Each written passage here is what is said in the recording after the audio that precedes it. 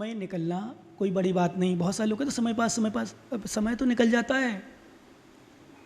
और वास्तव में सच बात यह है, नारकियों को भी समय निकल जाता है। और स्वर्ग में रहने वाले देवों का समय निकलता है। 33 सागर स्वर्ग के देव भोगते हैं और 33 सागर नरक की आयु भोगते हैं। तो वो भी एक बताओ, 3 घंटा मिले, मतलब 33 सागर मिले। 33 सागर मतलब आपके हिसाब से मतलब 33 वर्ष। ये बताओ, एक गरीब निकाल ला 33 वर्ष, एक अमीर निकाल ला, तो क्या अलग अलग निकलेंगे दोनों को समय? क्या एक समय जन्म हुआ, एक ही समय? ध्यान रखना, सोचा समझना। अपन कहते हैं ना, अरे भैया कष्ट के समय बड़ी मुश्किल से निकलते हैं, बहुत बड़े बड़े नहीं होते दिन, बड़े नहीं होते समय, बड़ा घंटा नहीं होता, घंटा वही होता है। वो अलग विषय कि तुम्हारा समय निकल पाता।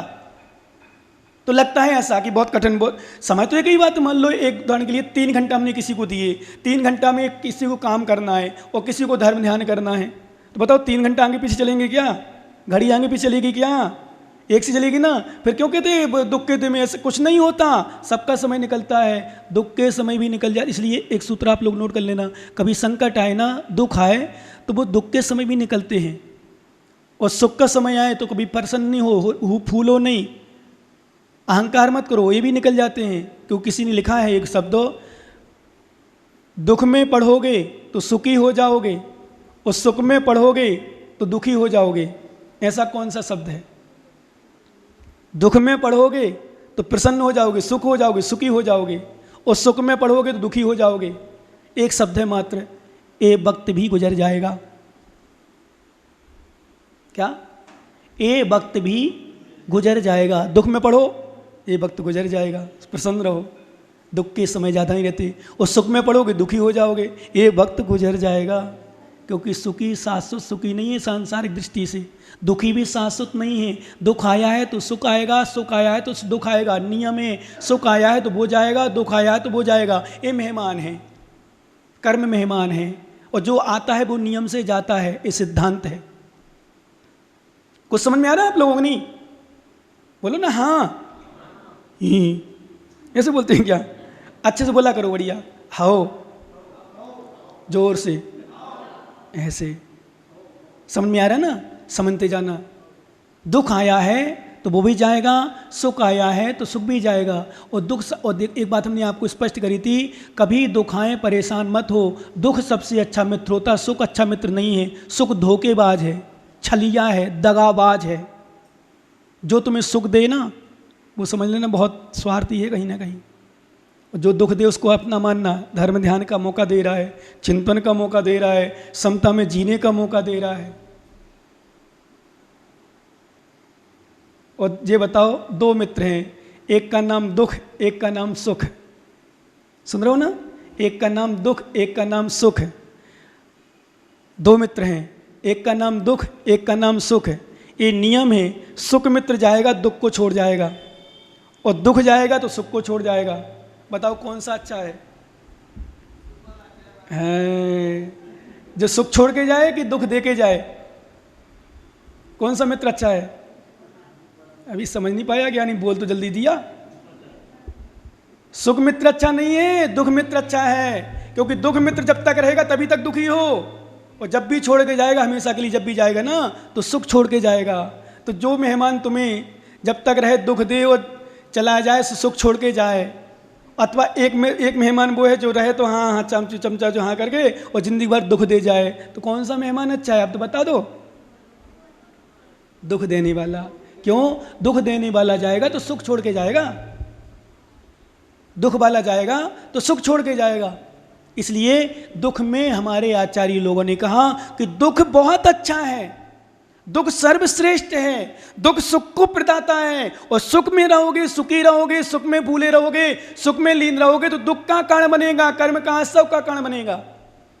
इसलिए दुख को अच्छा माना करो। कभी तुम्हारी पत्नी परेशान करे ना ज्ञानी, तो बड़ा प्रसन्न होना कि बहुत अच्छी पत्नी मिली जो मुझे शिक्षा दे रही है। हाँ सही बताऊं, मैं हमेशा कहीं बोलता था पहले भी, अभी बता रहा हूं, पति पत्नी में थोड़ा बहुत झगड़ा होते रहना चाहिए। पूछो क्यों? पूछो ना भैया, क्यों? घर की खेती क्यों?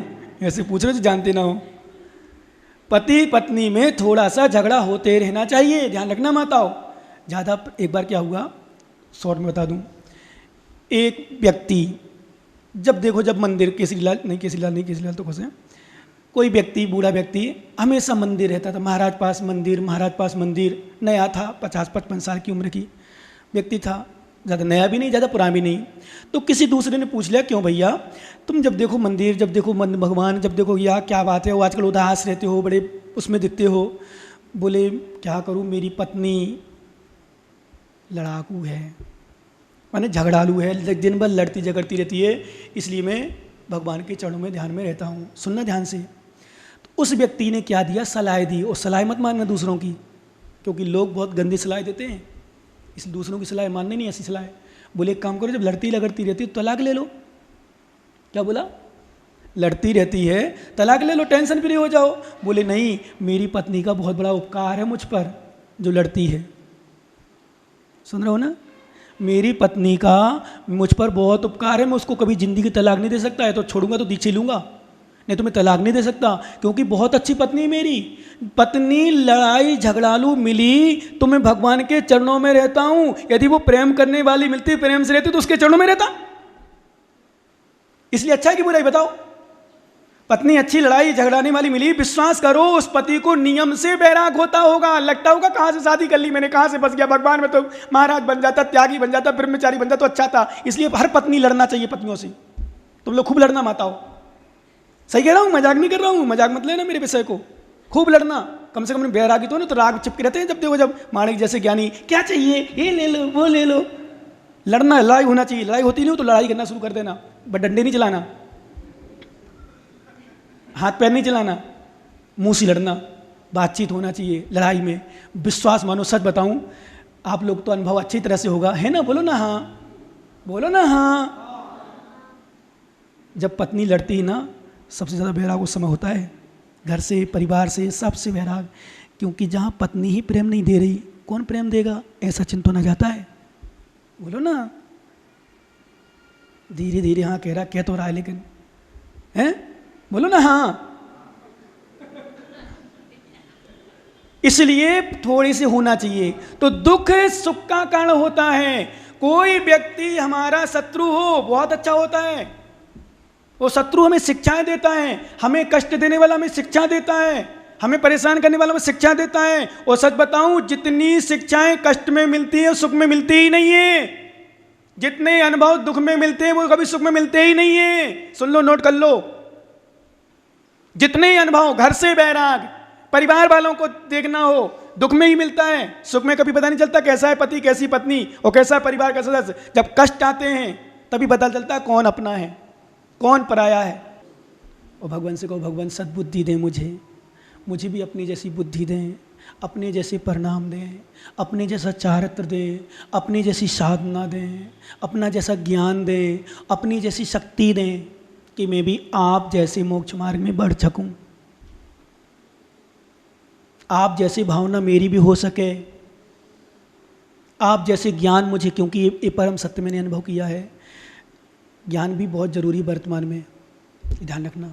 इसलिए आप लोग हम क्यों सुनाते हैं, क्यों ज्ञान देते हैं, भले कुछ उतारो ना उतारो, ज्ञान होती ही व्यक्ति को बहुत सारा बैराग तो वैसे ही हो जाता है। और जब ज्ञान होता है, अनपढ़ होता है ना, कहते हैं ना अनपढ़, तो अनपढ़ कहते हैं, बुंदेलखंड में कहावत है, अनपढ़ गंवार होता है। गंवार मतलब क्या बोलते हैं, मतलब मूर्ख। ज्ञान होना चाहिए। देखना आप जब भी समाज में जो प्रबुद्ध लोग होते हैं, ज्ञानी लोग होते हैं, वो ज्ञानी लोग सोच समझ की बात रखते हैं। ज्ञान मतलब यहाँ जिनवाणी का है, यहाँ पर जिनवाणी से लें, क्योंकि जितने भी हमारे आचार्य हुए, ज्ञानी हुए हैं, उन्होंने कभी गलती नहीं की।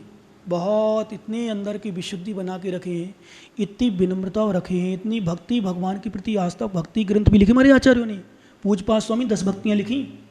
एक महीना असोच का महीना बढ़ा हुआ है, बढ़ा है ना माताओ, ध्यान है क्या? असोच का महीना बढ़ा हुआ है, 1 महीना है ना, तो 1 महीना एक्स्ट्रा मिल गया तुम्हारे पुण्य से, ना चाहते हुए भी अपने आप। नहीं 3.5 महीना होते हम खिसक जाते, अब 4.5 महीने में खिसकना पड़ेगा। 1 महीना एक्स्ट्रा मिला। ये भी तुम्हें देखो, हमने कहा था कल परसों, बिन मांगे, चाहते नहीं है, पुण्य योग होता अपने आप मिलता है। पुण्य योग नहीं होता, विश्वास मानो, हमने बताया था, कहीं नींद आती है तो कहीं कुछ होता है, तो कहीं लड़ना होता है, कहीं झगड़ना होता है, कहीं उठ के चले तो कहीं काम आ जाए, कहीं फ़ोन ही आ जाए। ये फ़ोन क्या है? किसने कहा था फ़ोन आ जाओ भी? पर आ जाता है, चले जाते हो छोड़ के, चले जाते हो ना, बोलो ना हाँ, बोलो ना हाँ। जब बूढ़े बूढ़े केसरी लाल जैसे बूढ़े व्यक्ति जा सकते छोड़ के, तो तुम तो नए हो, बोलो हाँ। महाराज जी साइलेंट कर देते हैं। हम आपकी बात कर ही नहीं, तो हम तो आपके मामा जी की बात कर रहे हैं। बोलो, और पूछो उनसे गए थे कि नहीं छोड़ के। फालतू बातें करता है, मुझे सामने समझ में नहीं आता। आप कर लेते हो, और कभी कभी मैं देखता हूँ भक्तांबर चलता रहता हो, बात भी कर लेते हो। झूठ बोल रहा है, साइलेंट कर लेते हैं। साइलेंट कर लेते हो, पर साइलेंट में पता चल जाता मोबाइल आ रहा है। तो कभी इमरजेंसी हुआ ना, कहीं देखा कि दाम वाला काम है, तो उनने कही और पाठ ऐसी ऐसी एक ऐसी कागज छुपाती, ऐसे पता नहीं चला महाराज को। पागल, मुझे नहीं दिखा रहा तो इसका मतलब क्या, मैं देख नहीं रहा हूँ? मुझे पागल समझ लिया, बिल्कुल मूर्ख समझ लिया हैं। कई बार देखता हूँ भाई साहब, बोलो कमलेश, देखता हूँ कि नहीं देखता हूँ? हैं, साइलेंट कर लाता हूँ, हो जा साइलेंट। इसलिए वास्तव में साइलेंट होना चाहिए, और साइलेंट में फिर साइलेंट उठाओ नहीं। आप तो साइलेंट बचते नहीं हो। मोबाइल आता है तो साइलेंट मतलब फिर देखो नहीं, उल्टा कर दो। जैसे हम लोग करते थे, हम ब्रह्मचर्य अवस्था में थे तो साइलेंट करके मोबाइल को उल्टा रख देते थे। उल्टा में फिर दिखता भी नहीं, बाद में देख लेंगे, मिस कॉल पड़ी रहती है, आराम से बात कर लो। आजकल मिस कॉल का सिस्टम है, बंद स्विच ऑफ भी करो। मैंने सुना है यदि मोबाइल स्विच ऑफ भी कर लो तो बाद में कोई लगाए ना स्विच ऑफ के समय भी, उस समय भी तुम्हारा जब खोलोगे ना तो पता चल जाएगा किस किस के फ़ोन आए थे। ऐसा सुना है मैंने। अब सही क्या है गलत क्या तुम लोग जानो। जैसे मैसेज होते ना, कोई व्हाट्सअप करे और तुम्हारा मोबाइल स्विच ऑफ हो, खराब हो गया हो, जितने दिन बाद खोलोगे उतने दिन बाद पूरे व्हाट्सअप के मैसेज आ जाएंगे, है ना, होता ना। हाँ, जिनके पास होंगे वो जानते सब कैसे रह रहा है, इसका मतलब है मोबाइल। ये तो ज्ञान कर लेते हम लोग। काल, अब सुनो हमारी बातों में मत आना, है ना, अच्छी अच्छी बातें सुनना, बाकी बात नहीं सुनना। काल अड़ाई जीव, क्या कह रहे महाराज? काल अनादि से है, अनादि से काल चला रहा है, काल अनादि है। अड़ाई जीव, और जीव भी अनादि है, जीव भी अनादि चला रहा है। और भाव सारी जीव अनंतु, और भाव सागर संसार सागर में हम अनंत काल से भ्रमण कर रहे हैं। क्या कह रहे हैं आचार्य? मिथ्या दर्शन मोहियऊ, मिथ्या दर्शन से मोहित होने कारण से रवि सोहे दुखु जिपत्तु, सुख प्राप्त नहीं किया, दुख ही प्राप्त करते रहे अभी तक। क्या प्राप्त किया? सुख प्राप्त नहीं किया, दुख ही प्राप्त किया मैंने अनादिकाल से। आज भी कितना दुखी होते हो। मैं कहता हूं संसार में कोरोना तो ये निमित्त है, कितने दुख हैं आपको बताओ। और कोई कह रहा तो बोले कोरोना आना तो ठीक है, वो ठीक हो जाएगा, वो हो जाएगा, तो सही हो जाएगा, बाद में सही हो जाएगा। मैंने कि उसके घर से पूछो जिसको कोरोना होता है, कितनी टेंशन हो जाती है। भर जाता कोई जरूर थोड़ी, क्योंकि मरे भी तो हैं कोरोना में। और कोरोना, अरे वो तो छोड़ो, कोरोना आना, अभी कहते हैं, अभी किसी ने मैसेज पढ़ाया था, इसने ज्ञानी ने, कि एक मैसेज आया था, मोबाइल में आया होगा, जो कहते थे मुझे मरने की फुर्सत नहीं है।